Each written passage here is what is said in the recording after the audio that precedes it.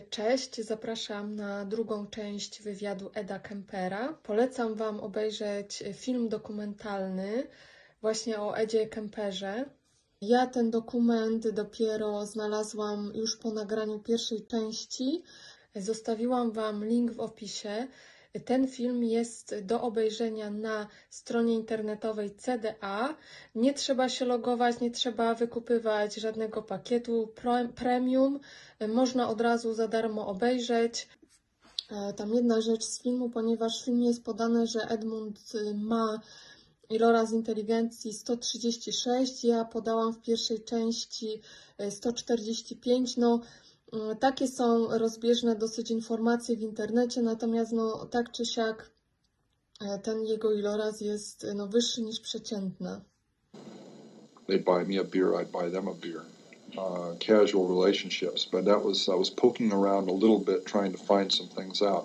I knew they wouldn't be privy to hot information, but there were some things that were bothering me, like were there any speculations on how they were dying. Did the cops like you? Like I said, a friendly nuisance. I got in the way, and it was deliberate. Again, friendly nuisances are dismissed. How did you get the knowledge to outsmart the police? Watching television, believe it or not. Joseph Wambaugh, police story. Got some tremendous insights into not just the gimmicks, the actual things, the tidbits that you would pick up from their procedures, but the mechanics behind that, the logic behind it. Was I would not allow myself to walk into even a potential trap of behavior.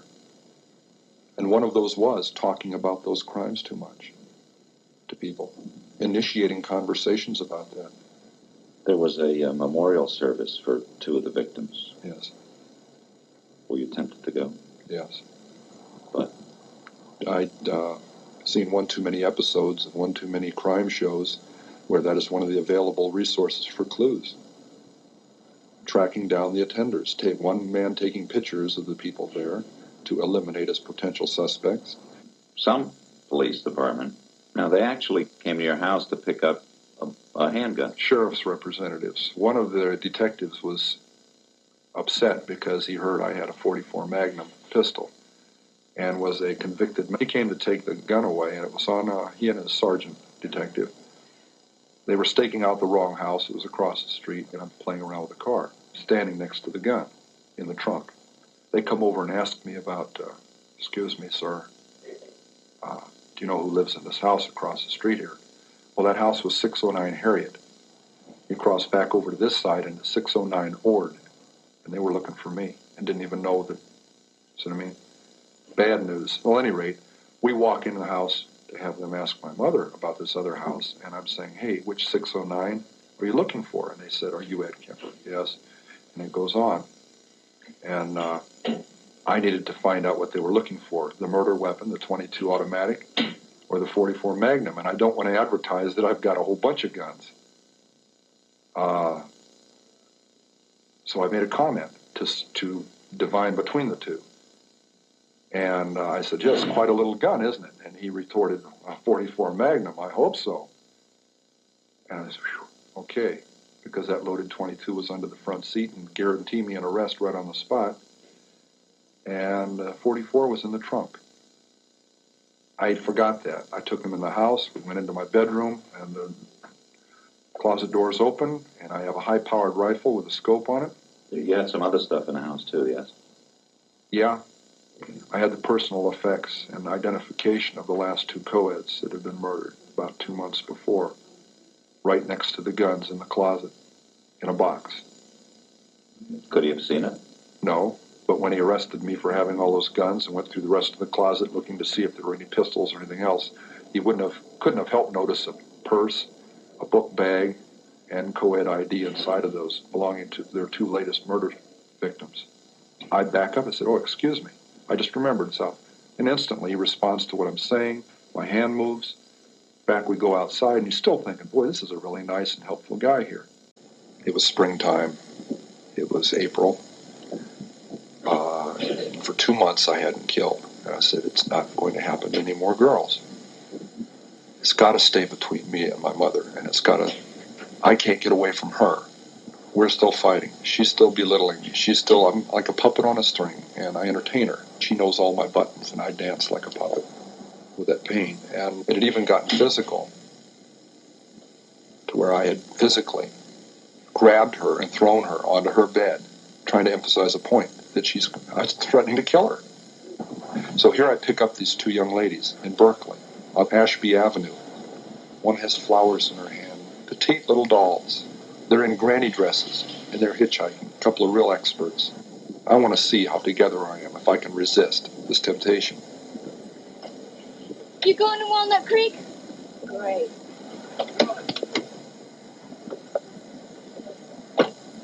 And they get in my car. They want to go one way. I know they need to go the other. If they go the way they're insisting on, we're headed right back out to where the first two co-eds were murdered. And I'm saying to myself, oh my God, all I got to do is relax, and they'll take me to their death. I've got the gun in the car, the same one I've been doing it with. I insisted. As gently as I could, I took them where they needed to go, to their college.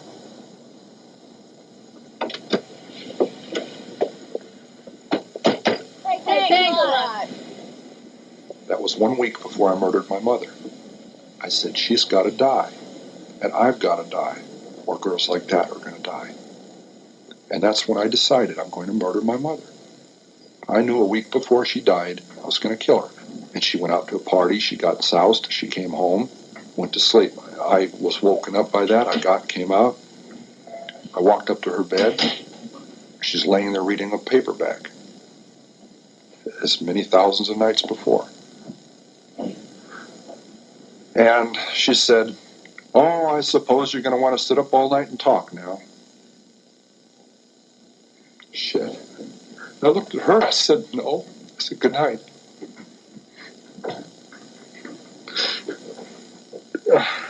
And I knew I was going to kill her, you know? And I was so cold and so hard.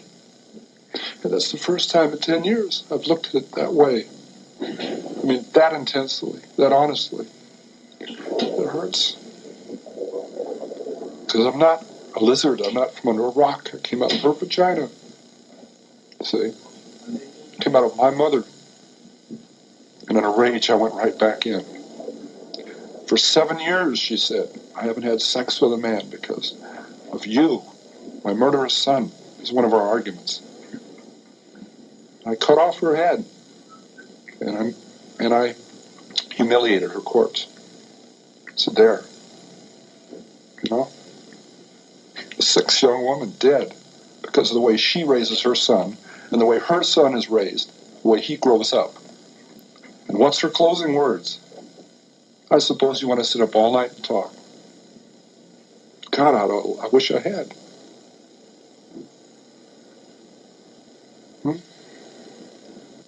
Your grandmother and her daughter-in-law, your mother, were two women very important in your life, and you killed them both.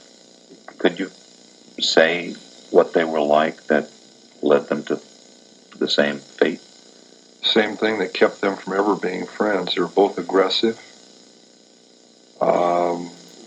matriarchal women. They'd been the daughters of strong matriarchal women. I still loved my mother, and it's hard for somebody to comprehend that you murder your mother through love.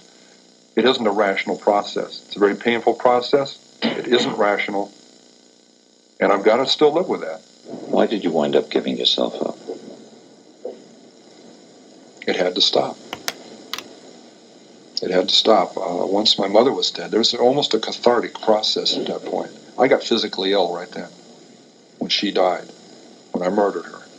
And once she was dead, there was no way I could back out. I had backed down from giving up 1,000 times. You know, I used to get drunk and go sit out in front of the sheriff's department in a parking lot across the street on one of those little concrete parking berms, and I just sit there and say, no, I still can't. The clanging doors, I could still hear them. No, because it'll never open again.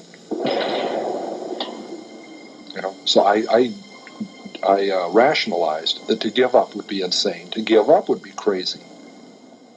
I'd be giving away my freedom, and I don't need to. But I look back on that and wish I had earlier, when I was saying those things to myself. The people who were later dead wouldn't be. The regret that came later would have not had to be. Those people, not things, those people would still be with their families, with their loved ones. They would have their own families. If I had had the courage to make that decision, instead of painting myself into the corner. Where might you be if you'd never given in to the impulse to murder? Where might I be? If my parole had been successful, I believe I'd be married, I'd have children, I'd be heading toward my first grandchildren. Ja już tłumaczyłam wywiady z innymi seryjnymi mordercami jak Ramirez czy Jeff Dahmer, natomiast Ed był dla mnie jak do tej pory największym wyzwaniem. No, widać różnicę w sposobie wypowiadania się Eda. No, Ed ma naprawdę bardzo szeroki zasób słownictwa. Parę słów takich użył, co ja pierwsze słyszałam, chociaż bardzo dobrze znam angielski. Ponadto sposób, w jaki on formułuje myśli, taki jest naprawdę rozbudowany. Jakby jeżeli on odpowiada, to łączy kilka wątków, nie odpowiada tak prosto, tak wprost, jak na przykład Ramirez. Tu bardzo dobrze widać na tym wywiadzie, że seryjny morderca, psychopata też ma emocje, przeżywa te emocje. Natomiast tym, co odróżnia psychopaty od niepsychopaty, jest empatia. Ta zdolność empatii, czyli inaczej współodczuwania, to jest zdolność, która jest jakby już genetycznie uwarunkowana budową mózgu. Jest to już naukowo dowiedzione, że psychopaci mają zmiany w układzie limbicznym i oni nie potrafią współodczuwać. Oni się mogą tego nauczyć i to jest tylko i wyłącznie ich jakby dobra wola, żeby nauczyć się uwzględniać, co ktoś czuje i co ktoś potrzebuje.